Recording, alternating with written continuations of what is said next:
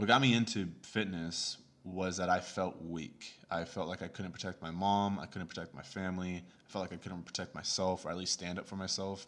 At that moment, at 14, I dealt with a lot of, not a lot, but I dealt with physical abuse, and I dealt with seeing physical abuse and hearing physical abuse being done on my mom. And so being the oldest, I felt very, very weak.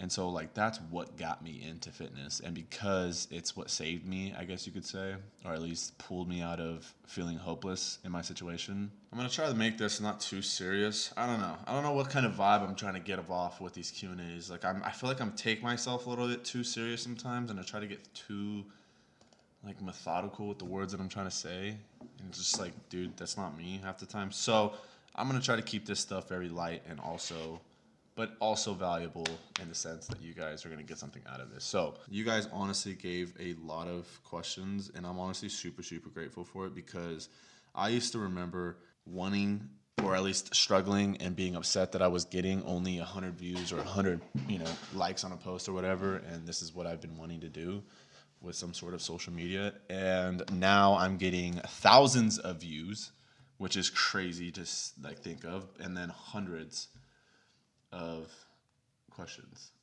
And I'm just blown away that you guys are, I don't know, you guys see some value into what I can provide, and I love that.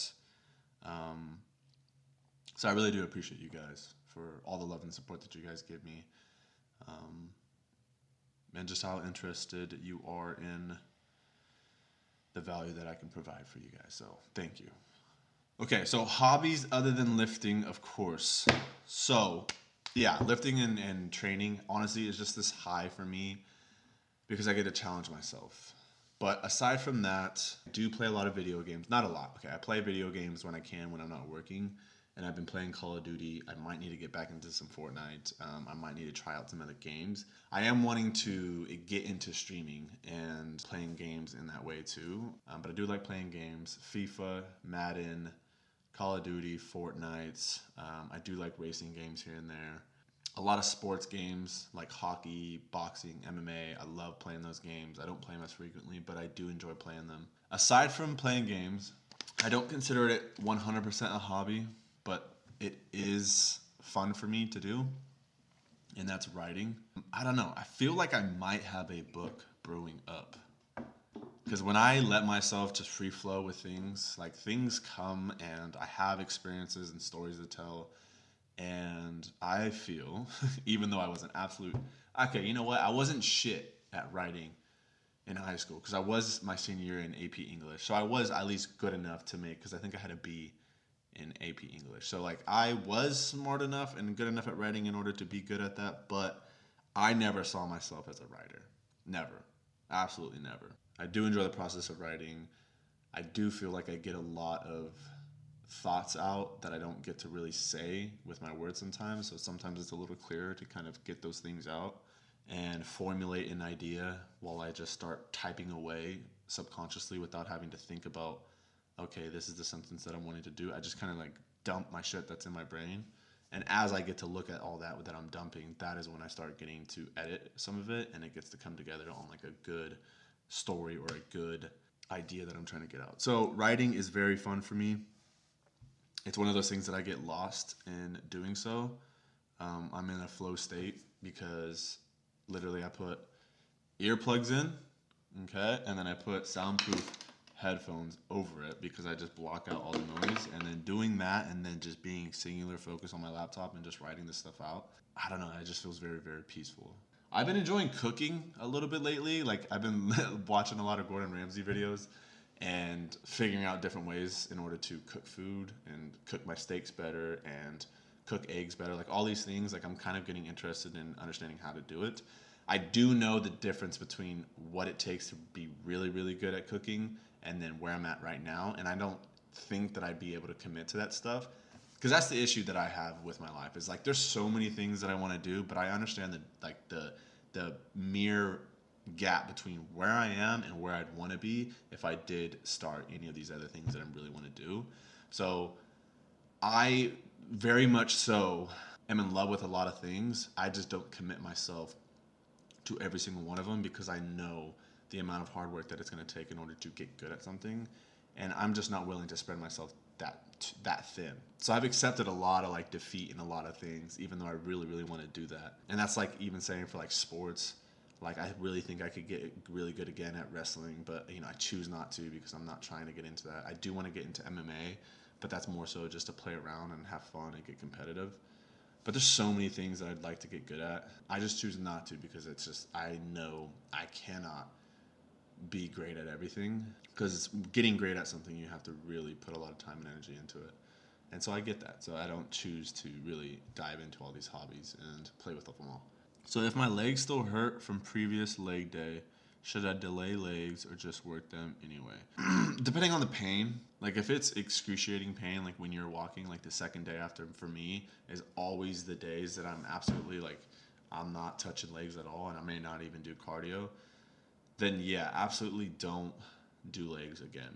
But if it's just a little tender, that is something that I used to do in high school. Is we used to have leg days twice a week. We used to do Mondays and Thursdays, and on that Thursday, my legs would still be kind of sore, but not too sore that I could still like. If you could still throw up good numbers on your squats and stuff like that, but it just hurts because it's still sore, you're gonna be okay. Like go ahead and still push through. But if it's like to the bone or to the muscle tender and it's absolutely like it hurts to walk and every time you sit down like it hurts, definitely delay and make sure that you give yourself some rest. For me, leg days, I'm thinking anywhere from 4 to 5 days, and then I can hit them again. But these are also things that you need to look at, take into account is, in those 4 to 5 days that you're taking in between, are you making sure that you're eating consistently? You're eating your proteins, your carbs. Are you getting enough rest, 7 to 8 hours, good quality rest? Are you drinking enough water? Are you taking any supplements to take care of any kind of recovery? Those are also other things that you want to kind of take into account if you think that you're getting, if you're still pretty sore for your next leg day. All right. So what made you want to be a fitness influencer? So I don't fully 100% take on that role of being a fitness influencer, but I do know that I have become that in a sense because obviously I love fitness and this is the person that I am. But I have always felt like I've had some type of influence. And I think a lot of that comes from a lot of the depth that I've had or that I have from just experiences in my life, and then the willingness to kind of learn a lot of things and to get good at things. When you become good at things, that is when you start to have influence. And so just a byproduct of my willingness to learn, my willingness to grow, my willingness to get better, that pursuit has just, as a byproduct, allowed me to influence or have influence on people. And fitness has just always been a thing for me. What got me into fitness was that I felt weak. I felt like I couldn't protect my mom. I couldn't protect my family. I felt like I couldn't protect myself or at least stand up for myself. At that moment, at 14, I dealt with not a lot, but I dealt with physical abuse, and I dealt with seeing physical abuse and hearing physical abuse being done on my mom. And so being the oldest, I felt very, very weak. And so like that's what got me into fitness. And because it's what saved me, I guess you could say, or at least pulled me out of feeling hopeless in my situation, it has done a lot of good for me ever since then. And it has just made my life better and better. And so because it's such a huge part of my life, I just share a lot about it. And it's something that I've been doing for 10 years. So when you have 10 years of experience, you do have some sort of influence. But really, I just try to be myself. And I try, like, this is who I am off or on camera. If anything, I would argue that I'm a lot better off person because of the worry and the like anxiety that I have with facing a camera and trying to tell my shit is so much more difficult than if I was just talking to you person like face to face. So this is just truly who I am. And I have just now said to myself that, it's enough waiting for me. I have tried so many other things before this that I might as well try the thing that I've been doing for years and years and years, and then just share all the other stuff that's a part of my life. And over 3 years, I've finally, I guess, earned the label of being a fitness influencer. So just at the end of the day, I'm just trying my best to just be me and grow and to be a role model for those that are trying to also learn and get better and to become a better person. I was raised without a father for most of my life, and I was always searching for those role models and influences, and I think that's why I matured so fast, and I think that's why I've been able to really work really hard at understanding things and learning things and getting better at things, is because I had to kind of count on myself to go out there and look for the answers. And so because I had to do that so many times, I want to now be that for people and kids and younger men, or even older men and women who need someone or want someone to learn from and maybe aspire to be like. And I just so happen to resonate with that person enough to have them listen to me and hopefully improve their own life too. So yeah, man, that's what's got me into it. I'm just trying to help and build people up and build a community that we all believe in ourselves and all believe in other people. And as cheesy as all that is, I'm very cheesy in that way. So yeah, that's just kind of what's accumulated from the last 3 years trying to build up my social media. But you also have to think about the 24 years before that has led me up into the man that I am today. What is your favorite skincare routine? I think the biggest thing that I will do, and I'm going to go ahead and grab some of the products so that you guys can see. All right, so my skincare routine, I don't have anything very specific as far as like a very detailed thing. I just have 4 products in front of me that I use quite regularly. So yes, it is technically a daily skincare routine. So I have a face wash, which is La Roche-Posay's foaming cleanser. Hopefully you can see that. So this is face wash that I use every single time I wash my face, in the morning, after workouts, before bed, whatever, whenever I take showers. So that one's really good on cleaning your skin, but then also not being too harsh on the skin. I just got this one, which is a Peach and Lily, is the brand Glass Skin Refining Serum. This one, so far, it's been a week and a half, has made my skin a lot brighter, a lot less texture. When I mean texture, it's like red bumps and a lot of acne marks. So this one has been helping a lot with that. It has niacinamide for texture and redness, and then it has hyaluronic acid for hydration, and then has peptides and things like that to help with firming your skin. So it just has a bunch of products in one. So I love this thing so far, and I will probably continuously use it. And then my moisturizer, this thing is fucking gold, it seems like, as far as just being very good for my sensitive skin and very hydrating. It has hyaluronic acid, which is also for, again, hydration, and then ceramides to help with unclogging or not clogging pores. And I use this every day when I use moisturizers. And then this one I have been using recently because my forehead has been breaking out a lot because I wear my hair down a lot and I've been sweating, and like the sweat and oils that I have in my hair, I believe, are making my forehead kind of break out a lot. So this is a rapid acne treatment, 10% sulfur acne treatment. It has a bunch of, ingredients to help with curing acne, and I will use a good layer on my fingers, and I will just literally rub like pretty much my areas. I know I'm fucking showing my forehead right now, but my main areas that I break out are going to be right along the cheekbone and then all up on my forehead. So I just put a good thin layer all around here, and just this that I have right now, it's cleared up in the last 3 days.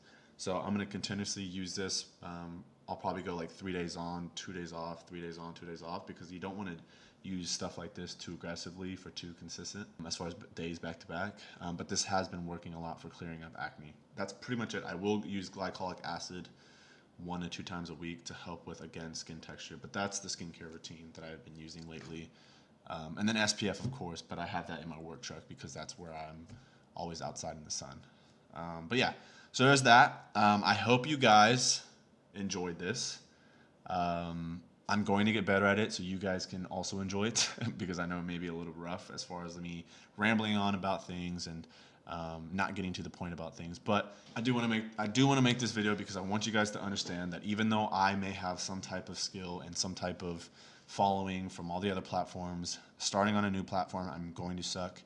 You going out and taking a risk on something, you're going to suck in the beginning. It is okay that you're going to suck. I was scared to make this video. I have made one yesterday and I didn't like it, so then I edited it, so I dumped it, and now I'm making another one. So I go through the same stuff.